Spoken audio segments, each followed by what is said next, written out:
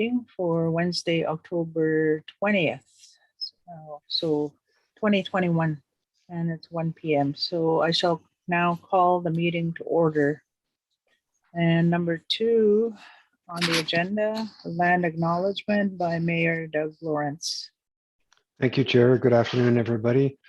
As we start our meeting, we acknowledge that we are on the traditional territory of the Lcbo First Nation within the area of Treaty 3, and that many of the people and communities we serve are in Treaties 5 and 9, the Anishinaabe Nation. Thank you, Chair. All right, so welcome everybody. There's Michelle, there's the mayor, and there's Carl Duell, and also Christine Sawanas, the other Police Services Board member. Okay, so number 3 on the agenda, 3A, introduction of amendments to the agenda. Anybody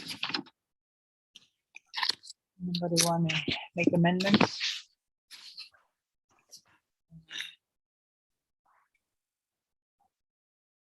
I don't see anything. I have nothing to add. Nothing from the mayor and Christine, nothing. Okay, I don't hear anything. B, confirmation of the agenda. So I guess we'll confirm the agenda. Moved by Mayor Doug Lawrence. Seconded Christine. Thank you. Okay.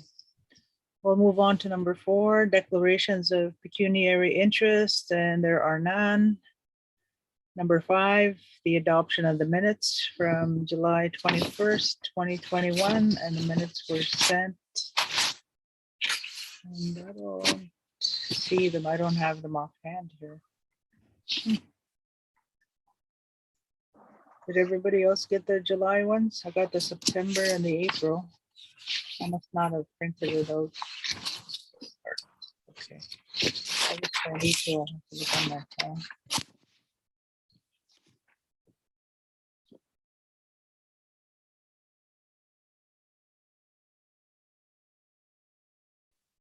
Tiffany, did you circulate those minutes? I did circulate them through the meeting invitation.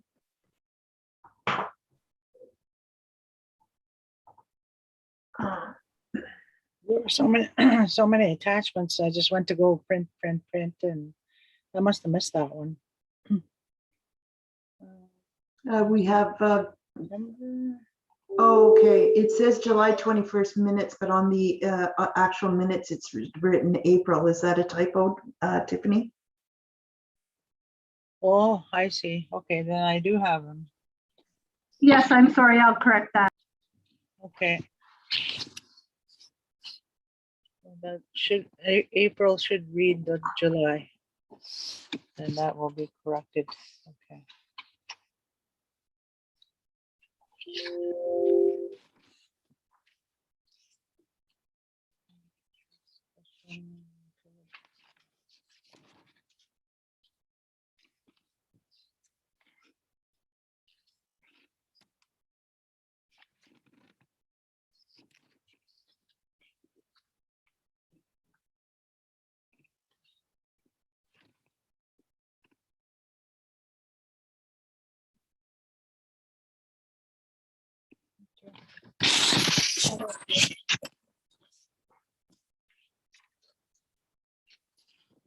So shall we just adopt the minutes from July 21st with that one correction to the date? Move by the mayor and second by Christine. Thank you. Now we'll move right along to number 6, business arising from the minutes. And it says 6A, meeting with Lcbo. Michelle. Thank you, Chair. We had a meeting on September 2nd with Lcbo. The people that were at the meeting was Inspector Carl Duell, Staff Sergeant Michael Kreitz, myself, Mayor Lawrence, and representatives from the Lcbo, which is our local store manager, Lisa Lockwood, and Paul Owen, I think that's how you say his last name, District Manager for the Northwest. So what we did was we collated all of the, Tiffany provided meeting notes from that meeting. So that's in your packages today. And as well, she collated the information that Inspector Duell had sent to me in a number of emails, and also the emails too, because there was additional information with reference to topics of discussion when we meet with their higher ups in our next meeting.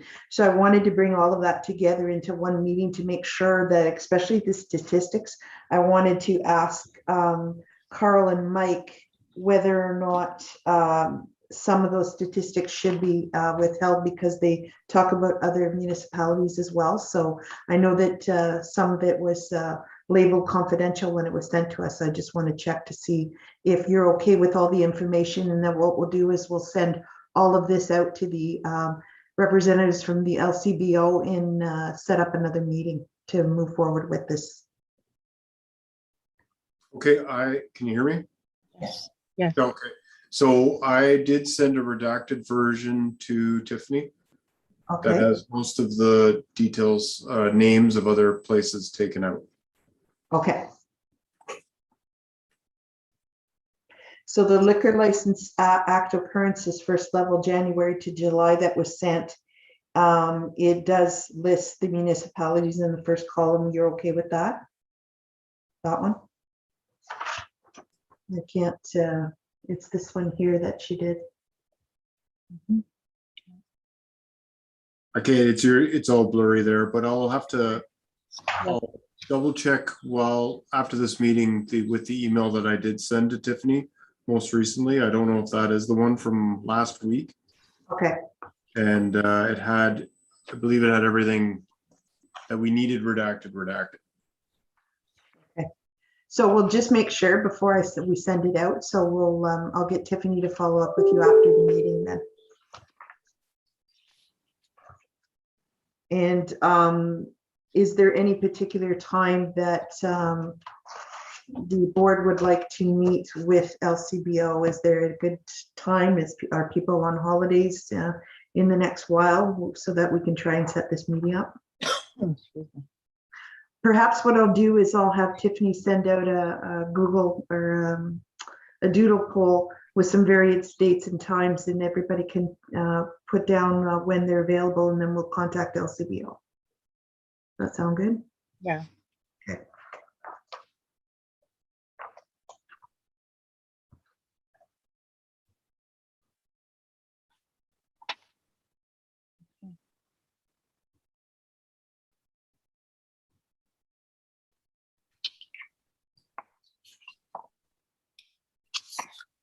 All right. So that sounds good. And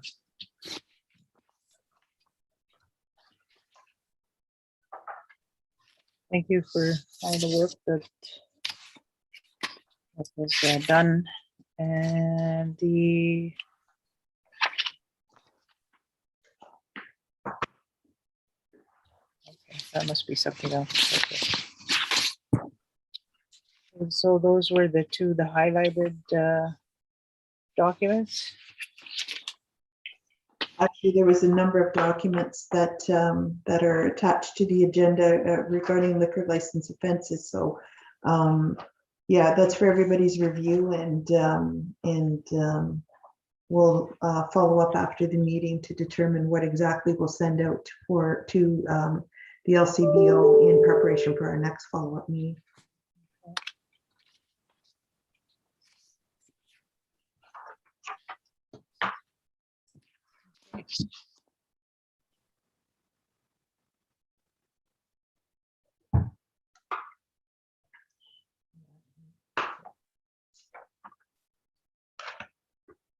All right, so we'll continue on then to item for number 7, items for discussion.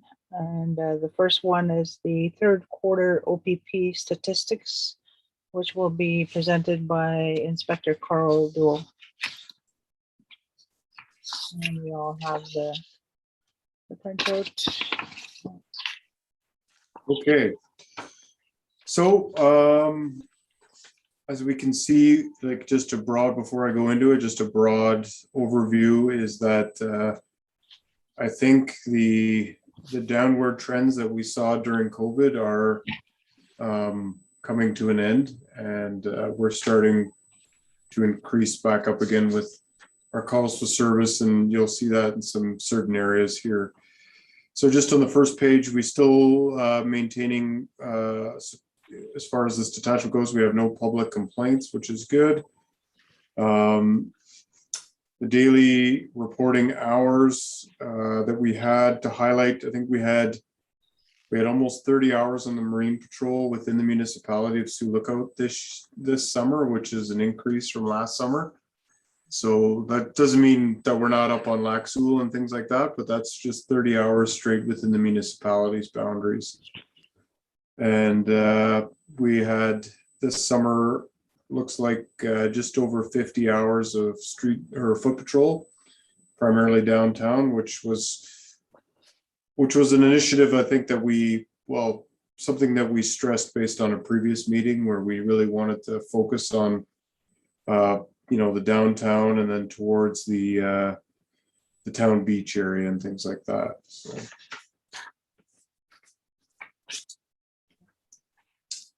Okay, now over to the violent crime, and this is where I mean that we can start to see the increase. Like our assaults are up, sexual assaults are up, which we know, and other crimes against persons are also up. Property crime, same thing. Everything seems to be trending back up again. Looking at these numbers, they're not that they seem to be extremely high compared to previous years, other than when we're comparing specifically to 2020. Seems to be an issue.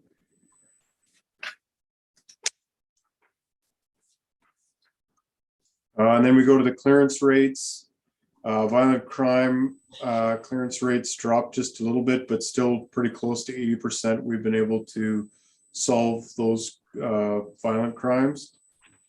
Property crime is up for solving it, and our drug crime, we're solving it 100%. Criminal record checks, they are, well, now that everybody's back to work and sports and things like that are back on, and our administrative assistants here, they're doing a lot of criminal record checks for everybody. So before I move on to the billing, is there any questions about any of that stuff?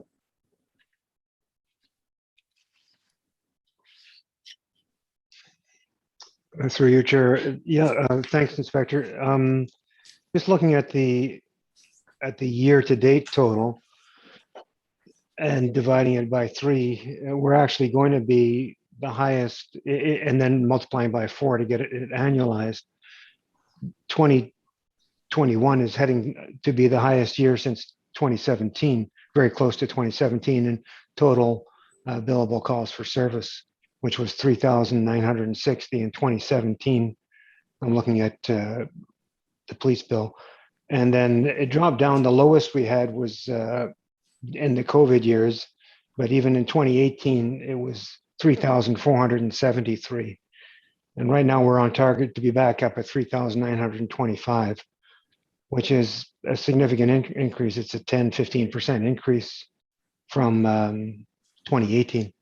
Any reason why I know why we're going to be higher than the COVID years when we're still in COVID, but this year is turning out to be, it's going to be a very high billable calls for service year, higher than 2018, which maybe 2018 was an anomaly. Maybe it was because it went down 15% from 2017. But we're back. We're right back up there to the highest year of our 4-year average for our current bill, 2017, 18, 19, and 20. And we're going to be back up there this year to another high year. Mm-hmm. I do, because I don't have those numbers right in front of me right now, just for the billable stuff over the last 3 years. I don't know necessarily right now what the increase is specifically. What I do know is that we are trending higher in calls like our sexual assaults. We recognize that this is a huge issue. We're probably going to be close to one of our highest years on record for sexual assaults and sexual offenses, and those are major billable hours, right? Those type of calls. So when I say that about sexual assaults, that is something that we are, Staff Sergeant Mike Christ has been assigned to do a review of the trends with sexual assaults and what we're going to do to try to combat them. And I know that the CAO is invited and coming to a meeting, I think, next week, where we've brought together the stakeholders to see what we can do about trying to reduce those kind of things. But I'll have more to say on that later. But just like overall, why the billing would be so high, like it just seems to be that the calls for service that we're getting are these kind of serious violent calls like sexual assaults, and they are getting more, they're increasing. The other one that, I mean, big numbers come under the operational category, and that one is up from 2020, which one would expect, but I suspect that operational is going to be the one that would impact why we would, as well as the violent crimes, why we are higher this year. As what under operational, what's driving that? Any thoughts? So the biggest one that I did highlight there was the assist public call. We went from in 2020 to about 1,000 year-to-date hours to almost 2,000 in assist public calls. So an assist public call, as an example, would be one that we had was call the police. My brother's passed out in the front lawn. Can you come and help me with him? So, but by the time we get there, he's already back inside. So, or sleep, and then that becomes an assist public call. So that is the one that I highlighted as one of the major, probably the highest increase that we have. And it is just lots of calls for police, and we are making sure that when a call should be cleared as a Liquor License Act call, it is being cleared that way. Whereas my brother's passed out in my lawn, can you come and help me, is not a Liquor License Act call. So it has to fall into some category. And that's an example of one that is going to end up being an assist public. And that I highlighted anyway, and operational is the highest increase. See, Unwanted Persons is another one that's quite high. Yeah, same idea, where if it was the ability to be a Liquor License Act clearance or Provincial Offences Act one, it wouldn't show up here. But if they don't fit within that, what that actually means, then they can't be cleared that way. In those two categories, how often is alcohol involved? Most I would say, because most of our calls are that alcohol. And maybe I should be, so alcohol, and how often would alcohol or intoxication be a significant contributing factor? It's going to be most of those calls. But they don't qualify as a Liquor License Act because of there's some other serious offense taking place under the influence, so to speak. Well, because it's not really a Liquor License Act offense if they're at their house and they're, like, as an example, we'll keep going back to this one, but as an example, if they're at their house, there is no charge under the Liquor License Act that would apply for that scenario. Where it'd be different if it was there's someone sleeping in the vestibule of the bank, public place, Liquor License Act applies, right? I think Good. what would come up quite often is that it's more people that like have been consuming some alcohol, but they're not violating Liquor License Act because they're not drunk in public. They have some liquor on board, but similar to someone who had a few drinks at a restaurant and is walking home, they're not committing an offense in the Liquor License Act, so they're just unwanted. So maybe the bank wants them to move along, and the officers are getting called about that. Okay, thanks. Yep.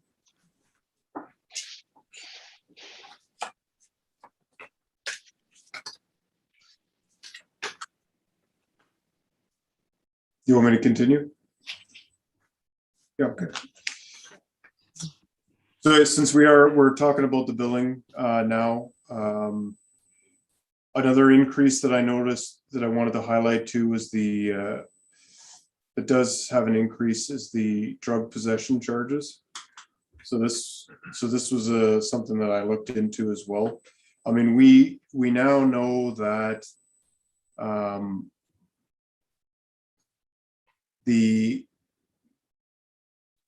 well, first of all, marijuana is now legal, and there is, for simple possession of some other drugs now, there's some, I guess, some public interest in whether or not the end user ends up getting charged with those things.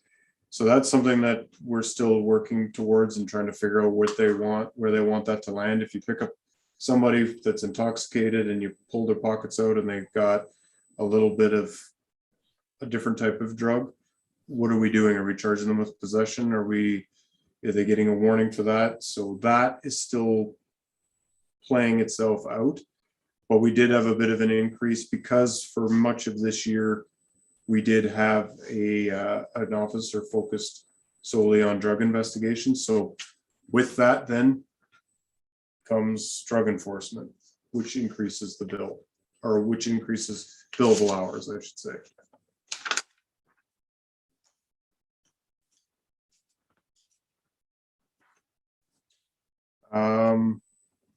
The next one that I wanted to highlight was on page 6 of the detailed, which just was another highlight was the shoplifting charges or the shoplifting occurrences.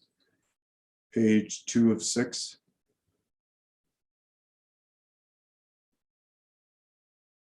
If you see in 2020, we had 2 shoplifting, and in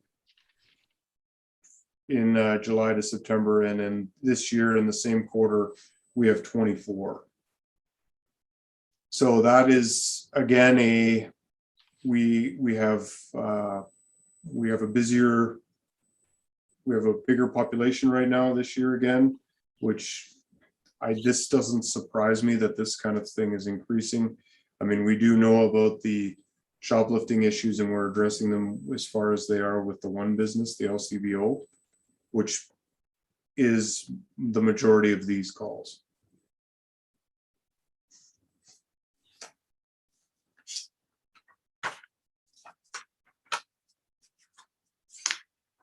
And then other than the assist public, which I had highlighted to talk about, that is really what I had to talk about in the billing.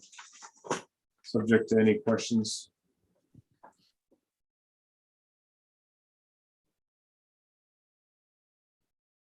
Thanks, Chair. I have a question. Sure. Under the drugs, I know that the drugs are when you look at the weighted hours, the drugs are the heaviest, I think, at 45.9, which turns into a very expensive call. Mm-hmm. Can you tell me, we've gone up, and I don't want to name other communities, but other regional communities. How does this compare to other regional communities that seem to have the reputation of having significant drug issues? Are we still well down from where they are on a per capita basis, say? So I don't ever see what their cost of service billing would look like, but from my experience tells me that yes, we are way down in the drug issue compared to other communities. And a lot of this has to do with the fact that for some of this year, we had an officer dedicated to drug enforcement, which was a good thing. But for the last couple of months, that the officer that was doing that has a developmental opportunity, and he's an acting sergeant, so we don't have anybody doing the drug investigations. So you'll see in the final quarter, I'm sure there'll be the reduction in that, right? And I've had this conversation now with a few people within my organization as well. If I had to say to anybody, what is the biggest drug issue in this community? It is clearly alcohol. That is the substance that causes our issues, our crime. If I was in if it was fentanyl or other substances that were causing the deaths, the sexual assaults, the violence, we would need to have a very large and robust enforcement section looking into those type of drugs. But what we have is all of those violent crimes are as a result of alcohol. And that is where I feel that our attention needs to be focused. That's the drug problem that we face in this community, in my opinion. So from time to time, it seems almost like monthly, I participate in provincial tables through, let's say, the Association of Municipalities of Ontario and other engagements. And there's, in fact, one coming up next Monday with the MO Health Task Force. I'm a member. There's about, I guess, 20 members on that task force. And it's specific, there's a short meeting with Minister Thibodeau, the Minister of Mental Health and Addictions. And leading up to this meeting has been the discussions at several meetings about the opioid crisis. And I've brought up time and time again that we have an insidious alcohol crisis. I'm not sure about opioids, and I wish that people would spend as much time on the alcohol crisis and addressing it as they do on opioids. It's sort of a voice in the wind, and I'm not sure if I'm going to keep singing my song anymore, but there I am going to another way where it's all about opioids, but we don't, how do we fit into the provincial, national opioid crisis other than what you've just said? We have it exists in a very small way. How would you characterize it here? Within the municipality of Sioux, I'd hate to,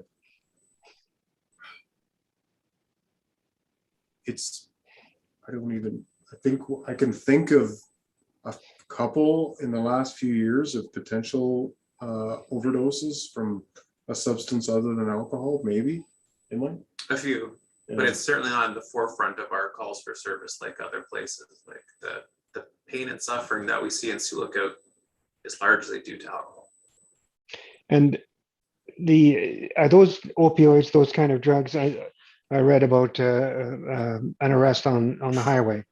And I don't, you just tell me when we can't be too, it was in the paper. So, I mean, we can specifically say that 4 Sioux Lookout residents were arrested, I think, for drug possession for purposes of trafficking, I think. That was coming here. Is that relatively small business? I mean, it's serious, but is it relatively small? Yes. Okay. And I don't want to, and I wouldn't want to, I'm never going to downplay the seriousness, right, of these drugs. They're very serious, and we need to enforce them. We need to do our best at that. But it would be the same. The way I look at it is, if we're very fortunate, we don't have a lot of carnage and fatalities on Highway 72, right? So we have to look at what is affecting the public safety in our community. And if there was a lot of carnage going on the highway, then we would need to be there very heavily with targeted programs and all kinds of things like that. And but that's not the case, right? Our situations are downtown here. So yes, there is lots of, there's illicit drugs in this town. It's not lost on me that there's people with cocaine and meth and heroin and stuff like that, or opioids, but it's not at a level, if we're comparing it anyway to other jurisdictions, where it is a real public safety concern, number one. when our public safety concern number one is so obvious. So I'm sorry, Chair, I've just a few more probes here. And the chair was involved in the Makwa clan, as was I, and from time to time we'd go out and be picking up needles and whatever. And from time to time, so as the CAO actually gone out and looked at piles of needles. This is pre-COVID. Is there any data from, say the health unit distributes, has I think a needle exchange program here. Is there any data from that, how much what the take up is there for needles compared to jurisdictions that have higher drug problems? And is the take up of needles in the needle exchange program indicative, or can we use that as a measure of the level of drug use in the community in any way? And is it high, low, et cetera? How does that factor into an analysis? Or maybe it doesn't. Because I don't know those numbers, that would be something we'd have to ask the health unit, but it wouldn't be something that I think would be a tool we would use. Because it is a harm reduction. That's a whole harm reduction strategy, the handing out of the needles and everything. And it's absolutely tragic, right, when we find the needles in the park and the playground and things like that. But I have educated myself a little bit on the harm reduction that comes with it. But anyway, to answer your question though, I don't know their statistics compared to other communities as far as they're handing out needles. I know that that's a commonly heard complaint, I guess, across the province. When they find needles, they wonder why health units are giving them out and stuff like that. But I don't think finding the needles in the grass is a real way to study what our drug crime is, and then the victimization of it. Okay, good. I'm just probing, just trying to find out. So people are obviously using intravenous drugs here. Why is it just numbers? Why haven't we had more incidents? If there's an opioid crisis, presumably the drugs that are coming here are no cleaner than the drugs that are being used elsewhere. I don't know. I don't know. I'm very thankful that we don't have that mix absolutely with the rest of what we deal with. But so people are using methamphetamine here. Is that an intravenous use? I think you can use that one intravenously. I think it's most often smoked. Okay. And is the smoked version, does that contain the toxic, the other products that are creating the problem as well as the intravenous one? So methamphetamine, I'm not a drug expert, but methamphetamine is more of a stimulant, and then it causes like psychosis and other things like that. And we've seen some of that sometimes here. I know some other jurisdictions are seeing that very, very heavily, and the crime that's associated with that kind of drug seeking, and then how do you pay for it and all that stuff. But then in other jurisdictions, we're seeing the high opiates, some within our region, and those are the ones that are injected more often. Okay, thanks, Inspector. I'm sorry to belabor it, just trying to learn. Thanks, Chair.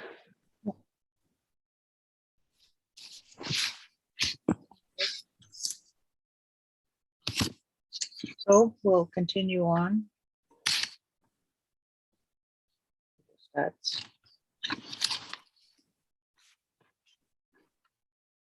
right. Sorry, Chair, I'm done with my report, unless there's Okay. anything you had any questions for me. No.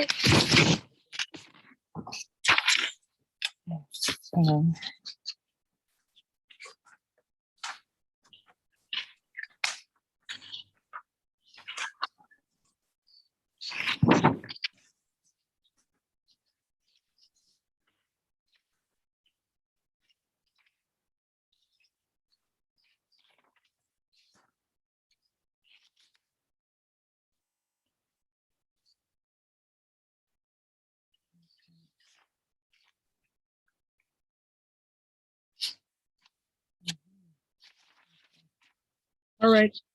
Well, thank you for presenting the stats. That gives us an idea of what is going on. And yeah, okay. And thank you, Mayor, for asking the questions. And I guess we'll move on now to 7B, goal of transitioning away from lodging people in the OPP detachment holding cells who have not committed a criminal offense. Inspector Carl Dewell.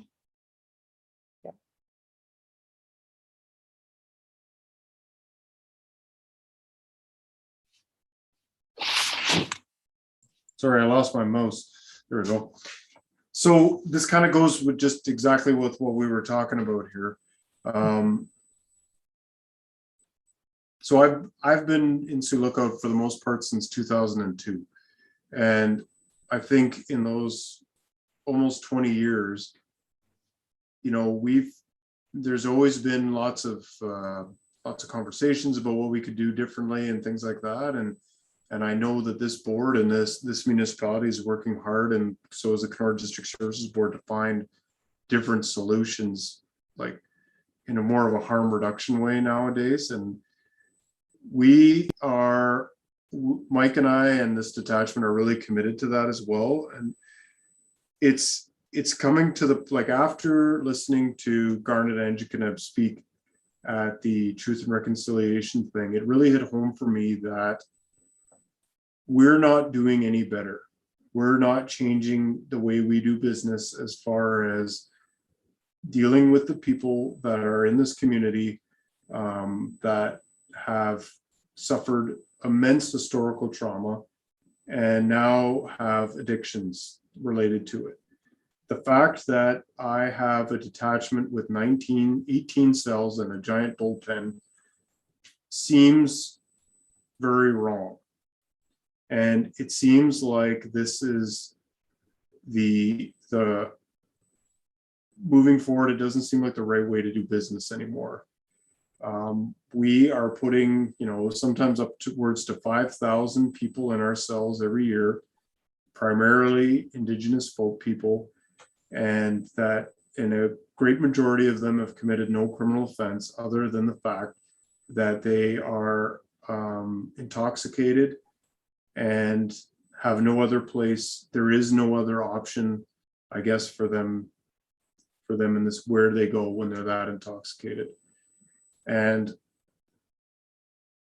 I'm wondering if I would like to develop a plan or work with a plan of how do we change this, because we've asked for help, and I know the municipality does this all the time.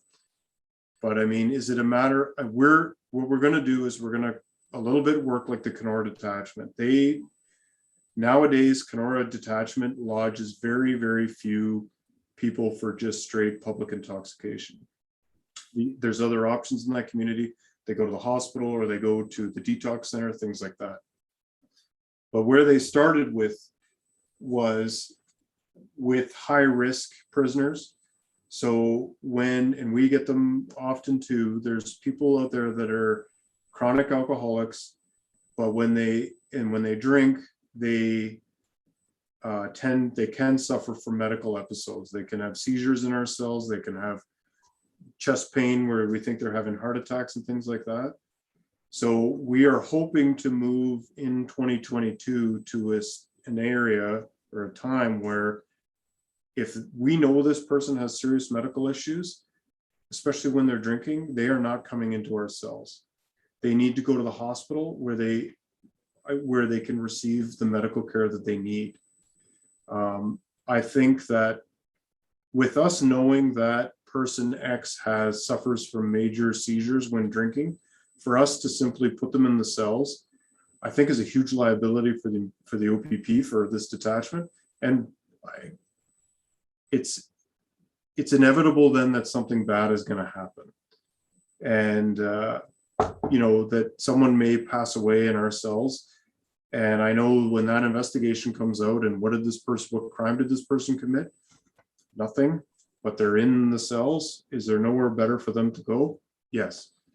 So I think in 2022, we are going to move to an area where there's going to be some discussion on the high risk people that have medical issues not staying in our cells, which would be a first step to eventually we're going to have to, I mean, it's up to the board, I guess, but I would like to see us be able to have a date way off, whether it's 2023, 2024, where we say this is not going to be an option anymore. If you're passed out, if you're so intoxicated that you are unable to stand up and that is an issue that requires medical attention, not sleeping in a concrete cage. But I just bring that forward to the board to consider. Like, I don't know what you guys would like to see of us with those things, but as far as the health risk ones, I do not feel comfortable moving forward with putting those people in our cells.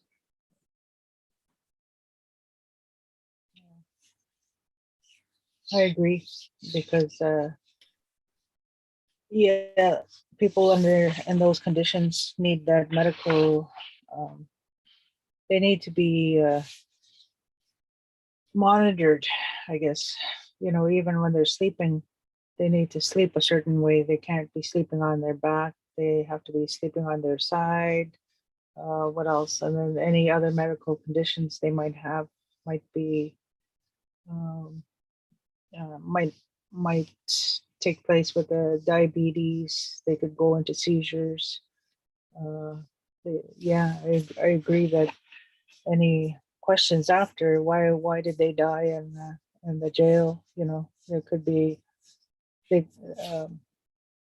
Certain people might ask why are there so many deaths within the jails? And yeah, you're right about the liability part of it. I guess detox would be the best answer. Some kind of detox facility where they could be looked after, monitored, and something that would have to be, I guess, close to the hospital if need be. And I'm not sure, the shelter itself is not really equipped, I think, to deal with people who are in that condition either. So these people are kind of falling in between either it's jail or the shelter or the hospital.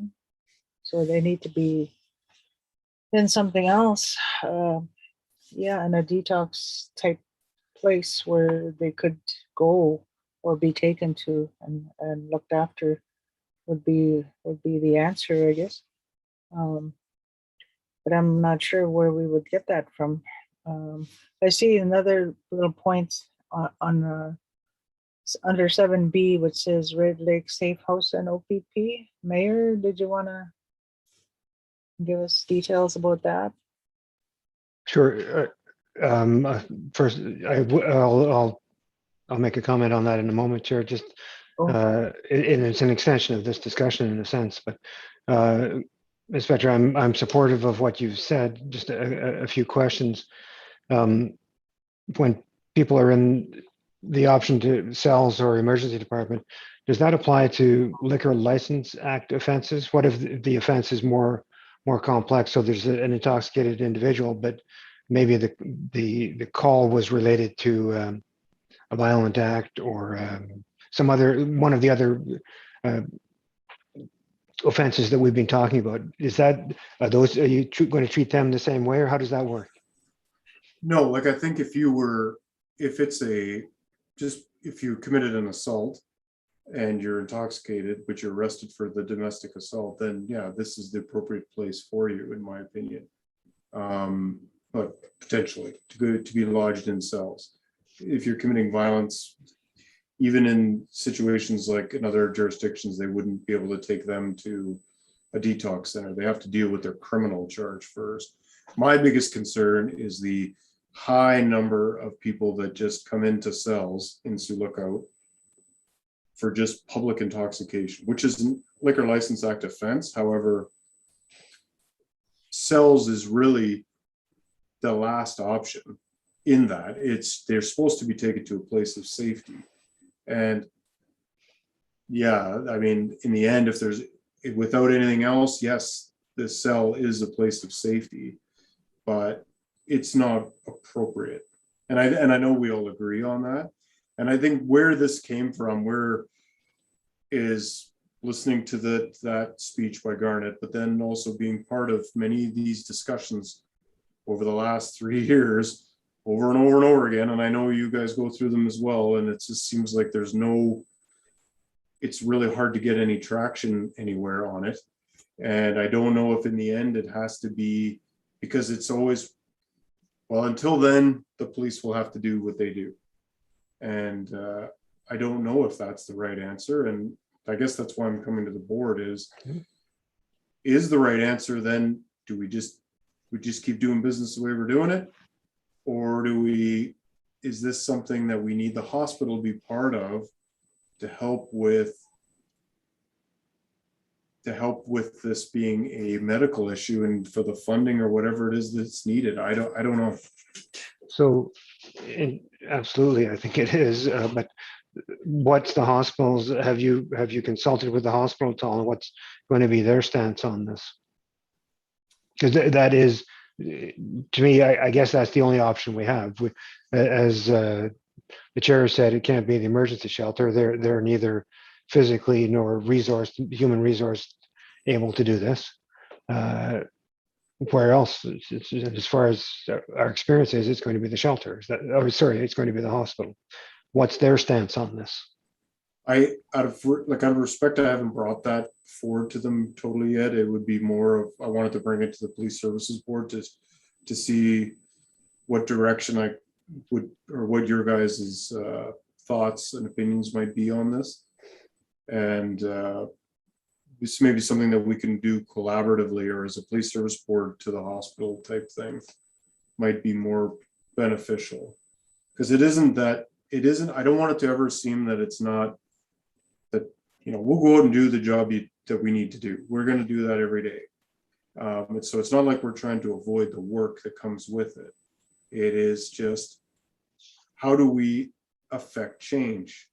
Because change has not happened in 20 years. It's still come and arrest them and then release them in the morning, and then they're back in here 12 hours later or less.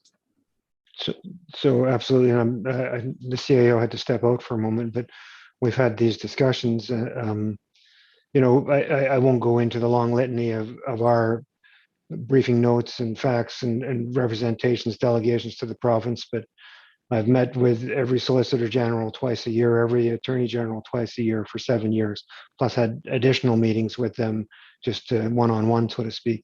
I've met with the Minister of Mental Health and Addictions multiple times.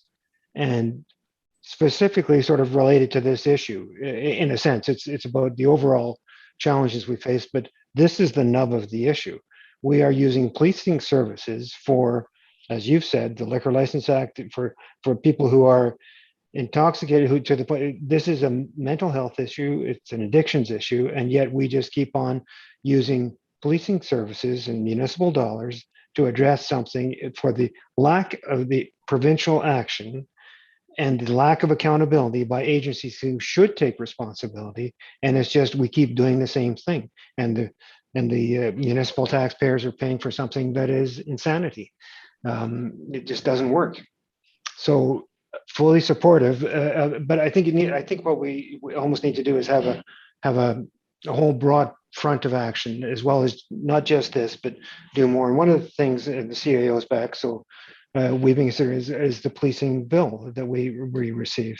And this, I'm going to tie this in a way to the Red Lake safe house, etc. The safe house in Red Lake, as I understand it, would be somewhere where you could take these people, where there would be, I think it's in cooperation with the hospital in Red Lake. So there's staffing there to monitor people who come instead of the jail cell. They'll go to a safe house where they can, whether it's, I don't think it's officially detox, it's where they can spend a night or two instead of the police cells under professional supervision, under professional monitoring. I have a very basic understanding of it. I knew, and the reason I asked for it to be on the agenda is it's my understanding that the Red Lake Police Service, as well as the hospital, were involved in KDSB, as I learned about it in my role at KDSB. And I'm just wondering if I can just shoot off in that direction just for a second, what you know about it, Inspector, because it was what I heard was the police there were quite involved. So I do know that, so Red Lake, there was an announcement for Red Lake to get some funding for a safe bed program, which I believe we're talking about the same thing, but the safe bed program is, and Dryden got funding for it as well. I don't know why Sioux Lookout ended up not getting it even, and I know that our mental health crisis team has been all over that, trying to figure out why the funding didn't come here to help with that. But if we're talking about the safe bed program, my understanding is that a limited amount of money was given to Red Lake, and to the point where it's actually not even enough for them to do what they wanted to do, and the money's been refunneled to Kenora. But what a safe bed program is, that's only what my limited understanding of it is. I came up at a meeting we were at, is that if a person is brought to the hospital for a mental health issue, and the hospital is the person is not formable, so they can't be, the doctor doesn't order them to a psychiatric facility, then instead of them just being released out onto the street, the police can make a referral to the safe bed program, and then they go there. But I'm not going to pretend that I'm an expert to talk about that. What I would, if we want to find out more about this and how that works, and I think we should, I think for the next meeting, if we had an invite to Sarah Diaz from the Canadian Mental Health Association out of Kenora. She's the one that's the supervisor for the 2 mental health workers that we have here. And she's really big in promoting all those opportunities. And I think she's even running one of them in Kenora. So she could give a much better explanation of what that safe bed program is. We can also ask her what her agency's accountability is. Is it to service the city of Kenora, or is it to service the district of Kenora, Northwestern Ontario? So she is now, Canadian Mental Health Association and out of Kenora. So they've been the ones that have taken over the mental health crisis response team for Sioux Lookout. So they filled that gap, and it's been a really good partnership so far, because she, in her connections, is now starting to ask the questions, to very difficult questions to people that is like, that I don't know about. So for an example, we know that I think it's the Morningstar Detox Center in Kenora, we all hear is a regional detox center. So she's now asking those tough questions, because she's getting referrals from her workers here saying, how can we, it's a regional detox center, it's funded for the region, how do we get the clients in Sioux Lookout to that detox center? And it's been very interesting to see then the responses that come when she asks these difficult questions. She is very much engaged now with what's going on here. She's actually coming here to work, to shadow a shift coming up with our mental health workers. So she's very engaged, and she also agrees that, if we can all find the right people to come to the table and pull in the same direction, we might be able to get some movement on some certain things. But if the board would like to invite her to the next meeting, I'll pass that along, and I'm sure she'll come. I think there's value in that, yes. Chair? Yeah, that sounds interesting. I think that's So the road that we need to go to. So going back to your idea, Carl, fully supportive, but I think we need to talk to the hospital first, and we also need to, I think, build this into a bit more of a frontal assault back to the province to try and get action. And I'm relating it to, we've asked for so many things for so long, that and we've asked for policing cost relief. The CAO and I have talked, and we'd have to talk to council about putting something back to the Solicitor General, the Ministry of the Solicitor General, that we are going to normalize our policing bill. We're not going to pay the policing bill that you're sending us because we don't consider it our responsibility. It's through lack of action from the provincial government, through agencies of the provincial government, through agencies funded by both provincial and federal governments, that is causing the high policing costs in Sioux Lookout historically. And we've been paying for that for decades. And certainly, if we just say since the new policing billing model in January 2015, and we can document everything we've done to ask for the services, programs, facilities that would help. But even so, we as a municipality, and we didn't create the historical situations that led to to what we're facing today.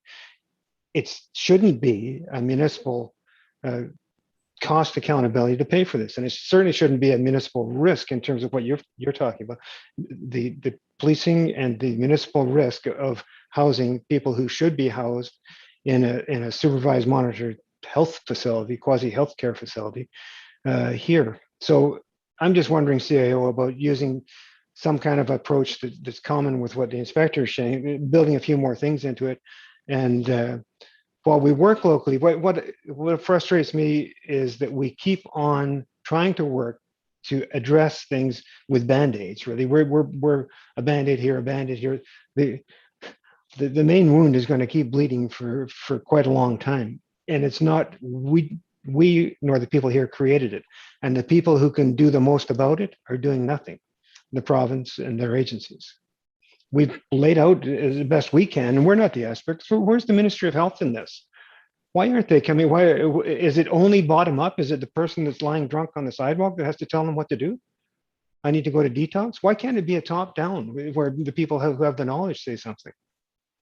Anyway, sorry, I'm ranting, but I'm asking CAO, what do you think about building something like the inspector saying, but building it into a bigger?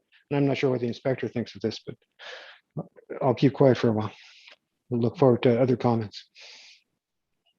No, through the chair, I agree with everything you're saying, Your Worship. This has been a longstanding issue. They know what they need to put in place. Throwing program dollars out the window. How do you help these people? You need facilities. You can't deal with it on the street. You can't deal with it in a jail cell. So we have to have the facilities, and it's just not happening. And throwing out program dollars, it's nice to make announcements, but it's not what's fixing the problem. Throw the program dollars at us once we have the facilities to treat and help. What I want to do is on the policing side of it is I'm going to be drafting a plan to present as far to my bosses on how I want to, how I can, because I'm limited, right, with what I can do as the detached commander. I don't have the powers and the police service board and stuff like that does, but at least as an organization, what can we do to start setting things in the right motion? And that might be getting a partnership. And I've spoken with some of our partner, the tribal councils, the CEO, and I'd like to talk to them all about this. And look at this as a global issue that involves everybody up here, where, these 5,000 people that get locked up every year, they're somebody's son, daughter, whatever.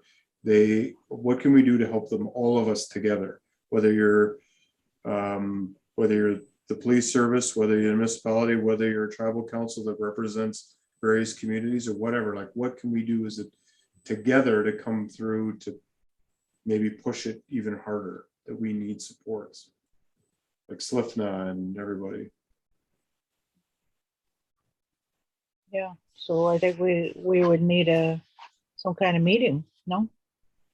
Where everybody could sit and talk about it, because we're not just us that this is happening to. It's happening in Kenora, it's happening in Dryden, it's happening in Thunder Bay,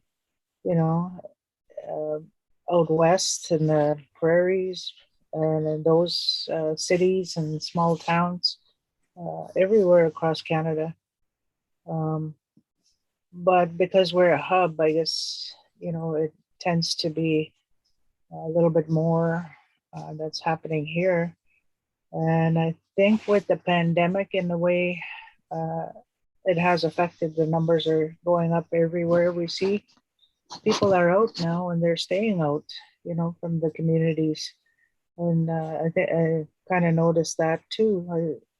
There's a lot of faces I've never seen before, and they're tending to be here longer, and they're taking part in the services. But I wish we had the right kind of services, like you say, with the detox and with more on alcohol treatment or drugs.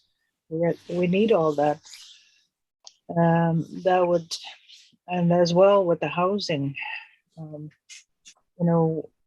when we first started with the police services board, and the supportive housing came in, we saw the decrease in the number of calls for service. But is that working anymore? And what's happening there? Are there more calls for service because people are allowed to drink in their residence? From what I hear, and so and then if we did get more supportive housing units, is it going to work? It hopefully would help some of the people, get off the alcohol and the drugs. If you put the programs in place, with those housings, I would hope so. So, yeah, we need the facilities definitely, and we need more of the programs. The other thing we're trying, because somebody sent me an email, one of my coworkers talking about having AA meetings online, which I thought was really neat, a neat idea. And so we posted it this week on our Equilic webpage, calling for people if they would like to participate in an online remote communities meeting, that they could do that. So that would be part of the prevention work. And prevention, I guess, could be brought up as another part of the work that needs to be done from the different programs that people are receiving, whether it's Anishinaabe Aski Nation, because they have programs which they dole out to the different communities, and they might also have a say in this as well. I could see it being a bigger political, everybody getting together and asking and telling this government, this PC government, who, by the way, did not support Orange Shirt Day, this PC government is not really cutting it with the funding, and so that needs to change, or there needs to be a different approach taken. They need to be told what is needed and what's happening here, and so look out in our hub, in our town. Yes, Mayor. I don't disagree with you, but I can't tell you how frustrated I am after 7 years of telling them, of showing them, of bringing them. We've had a premier here to see it in the previous government. We've had ministers here. We've had multi-ministerial delegations here. And at this point, I'm not interested in telling them anymore because they've been told. I'm just interested in telling them, we're not paying your bill anymore. We're going to retain that money, you put it to other municipal purposes, or put it aside, and we'll build a detox after 5 or 10 years if you're not going to do it. I've had it, and I'm not interested now if the city of Kenora is joining the chorus or the city of Dryden. We've been singing alone, it seems to me, for 7 years, and maybe before that, and it's gotten us nothing. They know, either they don't care, there's not enough voters here, maybe it's the color of the people's skin that it doesn't bother them, we're remote, rural, I don't know what it is. But maybe dollars will get their attention, I'm not sure. And this is just me talking. I would have to work with the CAO and have council support to do something that says, basically, And it's a funny thing to say, to defund the police. It's I'm not interested. I think the police do great work, but you're doing work that should be done by other agencies and funded by other pockets. Mhm. So sorry, CAO, maybe you can give. I think Christine wanted to say Okay, something. good. I agree with everything that you guys are saying, and then we are in need of facilities. I mean, I think if we have meetings even with the chiefs and stuff, I think they would agree that we need facilities in Silica because the numbers are going to increase. Like we're finding in my job itself, working in as a developmental services worker, it's like the increase of the mental health, families calling me saying they can't do this. We need help. And it's constant, like a daily thing almost now. So I think if we need to push for facilities, I think maybe meeting with SLFNA and then maybe chief and councils who will come in, maybe if we can pull them to see what they can do to help us with this, because it's really needed. Like and families are struggling up north. We can't get people into detox. We can't even get them into like the forensic units to get the support that they need to stabilize what they're going through. It's really a struggle for the families. I just thought I'd see that as well. Thanks, Chair. Mayor? We have worked with, like, we haven't worked just on our own.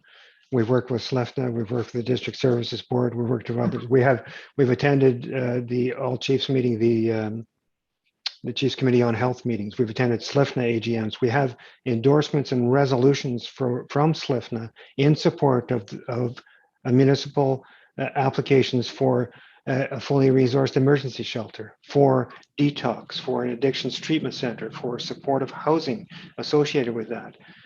We know the chiefs support it, and maybe they have a bigger political hammer than we do, but we already have had those discussions and have had that support. And we met with the provincial minister of mental health and addictions, Michelle, the CIO, 6 months ago.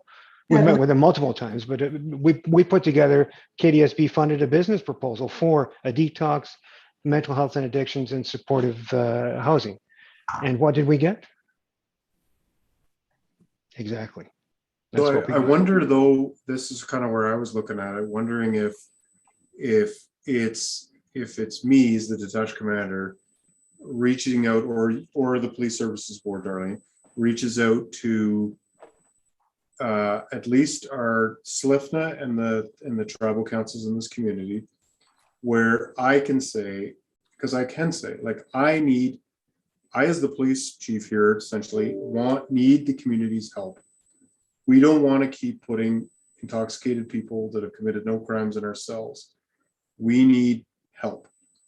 And then maybe that, because we can't take the lead in this, obviously, but we want to be out there on the record saying that we need everybody to pull together with this. And maybe it's something that they, like you said, maybe they have that political hammer or whatever that they can, if they come together, it's something. But at least it gives us the opportunity to say, because I think it is important to say, because when somebody does die in our cells, they will be coming to the police services board to complain. They'll be coming to my office to complain. And I want it to be very clear that this isn't what I want. I don't want, none of my police officers like putting these people in cells for no reason, or not for no reason, but for a reason that could be dealt with in a more appropriate manner. And I wonder if that is an avenue to try, but if not, I respect what you say. Yeah, I mean, anything is worth a try, right? I mean, we haven't gotten anywhere at this point with the ministry, as Mayor is saying. So, I mean, try a new avenue, see where we can get.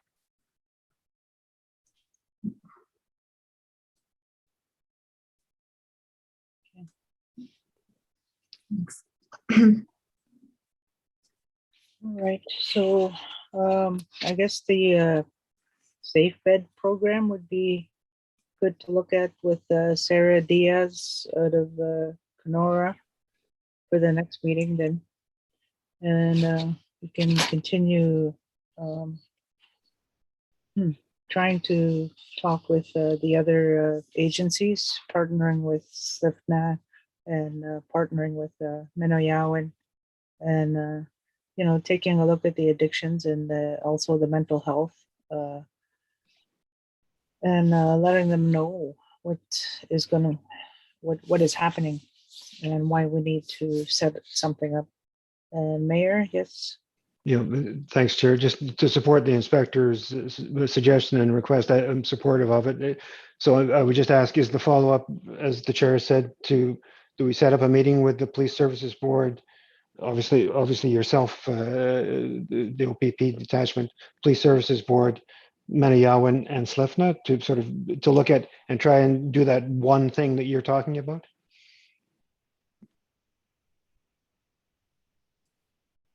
I think that would be good. And what my I guess my request would be is because essentially that's what my idea would be, is that high-risk patients or high-risk intoxicated people shouldn't be coming here. Mhm. And I have a pretty good idea that the hospital would understand that and be good with it. But I think if it's the Police Services Board inviting them to a meeting to discuss options, I think that would be a really good idea. That the invite is coming from the board. And then I can be there again to provide statistics if needed and my wishes and requests for help. And do we invite SLIFNA to that meeting, or do we start off just with the hospital? I don't think it could hurt having SLIFNA there, at least as a start, because I can't get in. I mean, we don't know proportionally of how many of the people that are here are SLIFNA patients, but they are also the biggest. They are not biggest, but they're a huge receiver of funding, right, for medical services, and maybe a detox center is in their wheelhouse. I don't know. Well, there was, sorry, CAO, go ahead. I was just going to say, every agency possible was at the table when we spoke to Minister Tololo. And we also had all the support letters too from a lot of First Nations chiefs from their communities as well, including SLIFNA. I'm pretty sure we got one from SLIFNA and all the band councils. So I don't know. I'm at a loss with the mayor because we've done so many delegations, and even prior to my coming to Sioux Lookout, and it's almost like a broken record. We can rehearse it and we don't even have to read the material, because we it so well. But they were involved when we met with KDSB as well, with the minister and with the consultants. I'm going to suggest that SLIFNA might be brought to the table later, but I'm going to suggest that we start with the hospital and the Police Services Board and the police, and get that and just see where the hospital sits on this and try to bring them along. And then the next step, broaden the table, make the table bigger. Just a thought. It might keep the discussion more focused on what we're talking about, rather than, because so often when the table gets bigger, everybody's trying to solve all of the world's problems, and darn it, we just want to we can solve one problem at a time. We haven't solved all the world's problems. We haven't even solved one of our problems. But let's focus on one and see what we can do. And then that's where I kind of lost it the other day, and was like, fine, I want to set a drop dead date. And then other agencies are going to go, well, what are we going to do with them? I don't know. We got to figure something out. You got 24 months to figure it out. But if that means you got to go to your funders, like medically, you got to go to your funders, at least you know the date. It's 2 years from now, go. Because in 2 years' time, we're not putting people that haven't committed a criminal offense in the cells. That's just where I had gotten to with the frustrations with it. because I only can appreciate the meetings that you two have been to. And it is like, I'm kind of tired of going to them too and talking about the same thing, and everybody rehashes all the problems, and then everybody has good things to say, but we get nowhere. So eventually it's like, where you're talking about the policing bill, I feel like saying 2023 January, intoxicated people, that's a medical issue, they're going to the hospital. And I think the Police Services Board should support that. As one member, I would, because they're setting us up for failure by not doing this. They're setting us up to have a death in the cells and have it look like it's policing and municipal responsibility when the accountability lies elsewhere. And the death isn't necessary if people do their jobs and do what's required. So, sorry, Chair, can we, the Police Services Board, I'm going to suggest and see what the other members think, that we start off with Police Services Board inviting the police and Maniawan to the table to discuss the issue of intoxicated people in the jail cells of Silcote. Okay. Is that fair enough? You can give me a fancier title than that, Inspector, whatever, but that's the topic. I agree. Mhm. Yeah, I agree. okay. So CAO will work with to set that meeting up with the Yes, we will. municipalities, police. Well, I guess it's the Police Services Board, not the municipality. Police Services Board. There's three parties at the table, and we'll try and do that in the coming weeks. There's no reason why this has to be like 3 months down the road. This can be in the next 2 or 3 weeks, we hope, for depending on availability of people. All right. Okay, so we'll leave that 7B then for now. And then we'll go on to 7C, the review of regional policing costs by Mayor Doug Lawrence. Thanks. Just at the District Services Board meeting last week, and I think this is coming largely from the city of Kenora, who are suddenly who have rising policing costs, rising, still not to our level, but rising policing costs. They're in the District of Kenora. I think we've said this so many times, holds the 3 highest cost per property policing costs, municipal policing costs in the province: Pickle Lake, Silcote, and Kenora. And 6 of the top 12 are here when you throw in Ignace, Fort Francis, and Red Lake. And if Dryden were OPP, I'm pretty sure it would be in that top 10. So now the city of Kenora is sort of driving, I think, they're requesting a one-on-one meeting with Sylvia Jones, the Solicitor General, which, well, we've done that already. And maybe they'll get more attention because they have a minister sitting in their city. I don't know. But there's sort of this regional policing cost, and maybe there's value in it. And maybe the CAO can talk to it, because I think CAOs, have you talked about it at regional CAOs meeting? I have a feeling that Kenora is up in arms enough that they're going to ride their own horse to Parliament, to Queen's Park, and try and get something done for them. I'm not sure what the value in. I think there's value when you put the facts as we have, but maybe not together with other city, towns, and municipalities. That why is it that all these municipalities have these high policing costs? Is it because there's a lot of bad people living there? No. I think we all know why it happens in our district. But CAO, is there anything from the municipal, your leadership point of view, the administrative leadership? Through our meetings, our last meeting had to be canceled because we didn't have enough people attending the meeting for various reasons. What we had decided is we would go at it from an administrative point of view and work together to bring forward to the staff at the ministries instead of the ministers themselves, and see what we can do on a staff level to bring our issues, much the same as what we've already advocated for individually, but come as a regional approach from administration and see where we could get with that. But we haven't gotten there yet. We have another meeting scheduled, I believe, in November. That's really all I had to say about it. I'm not sure where I lie in joining forces at the political level with some of these other municipalities at this stage. My frustration is reached the point where I just want to say, we're not paying your bill anymore. You figure out how you're going to handle this.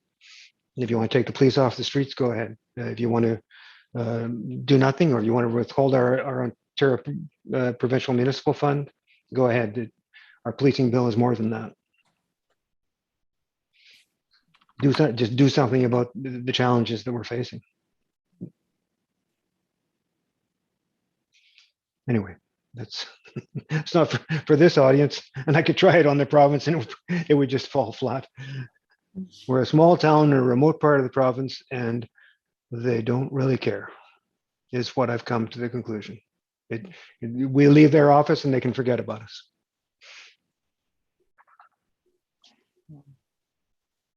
Sorry, Chair. That's it. Okay, thank you.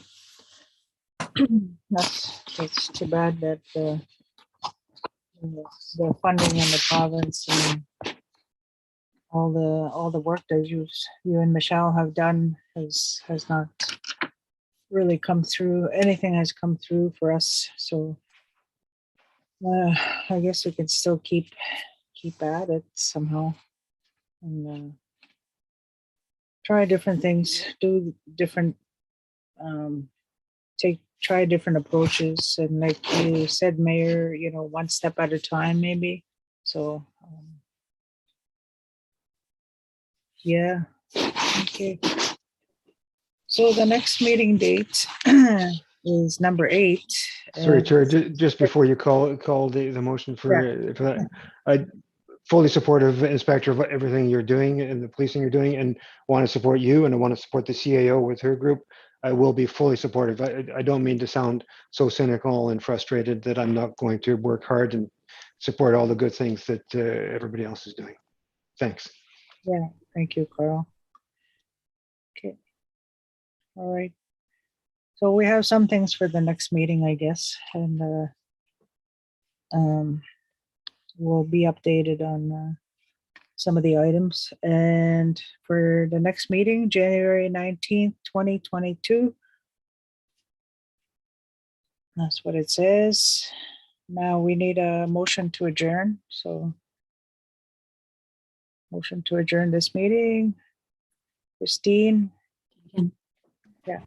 And then Mayor, second. Yeah. All. Thanks, everybody. Thanks, Chair. Yeah. I think it sounds like we're going to see each other before that January meeting. Yeah. For a special meeting of the board. Yeah. Yes. Thanks, everybody. Thank you, Inspector.